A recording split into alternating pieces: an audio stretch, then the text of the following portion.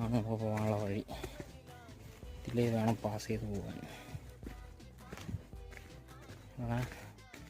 മരമൊക്കെ വെട്ടി സെറ്റാക്കി. കുറച്ച് റിസ്ക്കാണ്, ശ്രദ്ധിച്ച് വേണം പോകാൻ. ഇതാണ്